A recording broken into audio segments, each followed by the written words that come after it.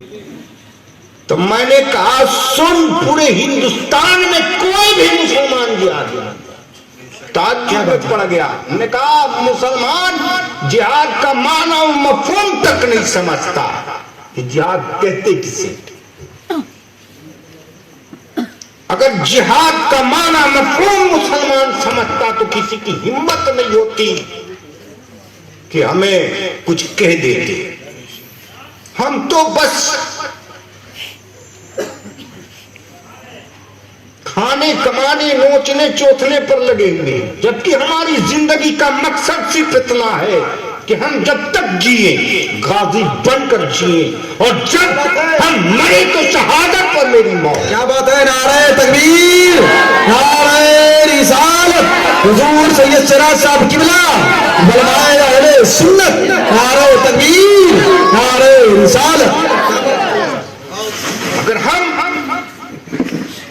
بھول گئے ہیں کہ ہمیں زندگی جو حاصل کرنی ہے، ہمیں جو زندگی جینی ہے وہ غازی بن کر جینی ہے، اور جب مجھے موت آئے تو ہمارے دل میں تمنا ہونی چاہیے کہ میری موت شہادت پر ہو.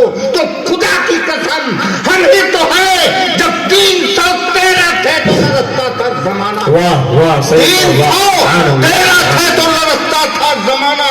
آج کروڑوں میں ہے، کرتے ہیں غلامی. ہم ہی تو تھے کہ جب ہم رب کے نام پر نکلے اور سمندر کے پار ہوئے، اور چند لوگ تھے، چند مٹھی سپاہی تو تھے، اور فرانس کی وادیوں میں داخل ہوتے ہیں تو فرانسیوں نے دیکھا کہ ایک جہاز پر چند سپاہی آئے ہوئے ہیں، یہ ہمارا کیا بگاڑ سکتے ہیں. لیکن قربان جاؤ ان سپاہیوں پر، جب وہ ساحل پر اترتے ہیں تو اپنے کشتی کو جلا کر راکھ کر دیتے ہیں. سبحان اللہ، سبحان اللہ. پڑ جاتا ہے کہ یہ کون سے لوگ ہیں. چند لوگ ہیں، اور جانے اور بھاگنے کی جو کشتی ایک راہ ہے اس کو بھی جلا دیے ہیں، گو کہ یہ صرف اور صرف مرنے آئے ہیں. سبحان اللہ. بے شک جب ہمارے دلوں میں یہ جذبہ تھا کہ ہم مریں گے تو ہمیں کوئی نہیں چھوتا تھا. ہم فتح پر فتح حاصل کرتے تھے، اور جب ہم نے اپنے اعمال کو ترک کر دیا، ہم جب دنیا میں مشغول ہو گئے تو سب کے سب ہم پر حاوی. جو پایا وہی جو ہے مندر کا گھنٹا بجا دیا. آپ کو مندر کا گھنٹا سمجھتے ہیں نا؟ آج کل مسلمان جو ہے مندر کا گھنٹا جو چاہتا ہے بجا لیتا ہے، جو چاہتا ہے بجا لیتا ہے نا. لیکن ایک خواجہ صاحب ہندوستان میں آئے، فوج لے کر آئے تھے. کیا لے کر آئے تھے خواجہ صاحب؟ چند لوگ آئے تھے. کیا آئے تھے؟ چند لوگ آئے تھے خواجہ صاحب کے ساتھ، اور اپنے دور میں سرکار سیدنا خواجہ غریب نواز آئے اور ان سے بڑے پہاڑ ٹکرائے اور چور چور ہو کر قدم خواجہ میں گر پڑے. اور اس وقت سرکار خواجہ غریب نواز نے سب سے زیادہ ہندوستان میں جب لوگ مسلمان ہوئے تو اس وقت 90 لاکھ لوگ مسلمان ہوئے. نعرہ تکبیر، نعرہ رسالت، نعرہ رسالت. خواجہ اجمیری سرکار زندہ باد، زندہ باد. نعرہ تکبیر، نعرہ رسالت. اور جب سرکار سیدنا غازی آئے تھے اس سے پہلے تو کتنے لوگ تھے؟ 70 لوگ تھے. کتنے لوگ تھے؟ 70 لوگ تھے سرکار غازی کے ساتھ. اور سرکار غازی سب سے پہلے یو پی میں داخل ہوتے ہیں، اور 21 راجاؤں نے سرکار غازی پر حملہ کیا. 21 راجاؤں نے مل کر حملہ کیا تھا. کون سی طاقت لے کر آئے تھے سرکار مسعود غازی؟ کون سی قوت لے کر آئے تھے؟ ان کے دل میں ایمان جگمگا رہا تھا، ان کے دل میں शरीयत मुस्तफा रौनक अफरोज थी और उसी पर अमल पैरा थे, पर हमने शरीयत मुस्तफा को छोड़ रखा है, इसलिए हम पामाल कर दिए जा रहे हैं।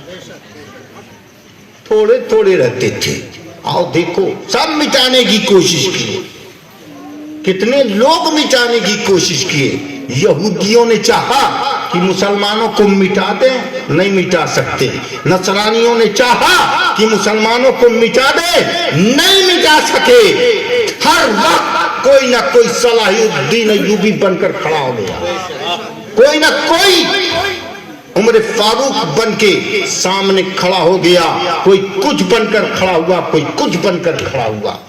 मुसलमानों, बड़ी कुर्बानियां दी हमारे असलाफ ने ताकि आप अमल कर सको, अमली जामा में ढल जाओ, आप नमाजी बन सको, ईमान वाला बन सको, परहेजगार बन सको, झूठ ना बोलो, चुगली ना करो, गीबत ना करो, शराब ना पियो, जुआ ना खेलो, एक दूसरे से हसद ना रखो, एक दूसरे से मोहब्बत रखो। मेरे सरकार फरमाते हैं जब तुम भाइयों में झगड़ा हो जाए दुनिया के मामले में, तो 3 दिन के अंदर अगर तुम नहीं बोलते हो तो सुनो, तुम मुझ में से नहीं हो, मुझ से नहीं हो। लेकिन यहाँ हालात बदल गए हैं, हालात उल्टे हो गए हैं। अगर किसी के दिल में ये बात आ जाए कि मेरे सरकार ने जब फरमाया तो चलो मैं सलाम कर लूं, जरा गौर से सुनिएगा, चलो सलाम कर लूं, तो जब सामने वाले को सलाम करने जाइए, मुसाफा करने जाइए, तो सामने वाला ये कहेगा अपने बगल वाले से ऊंचा मार के, देखा मेरे बगैर इसकी चली नहीं इसलिए आ गया, मेरे बगैर इसकी चली नहीं, आखिर झुक गए ना मेरे सामने।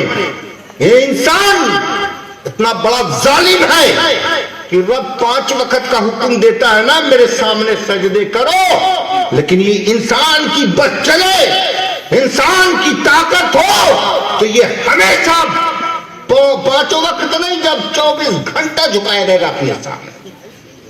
इतना बड़ा जालिम इंसान, वो चाहता है कि मेरे सामने दूसरा इंसान 24 घंटा झुका रहे।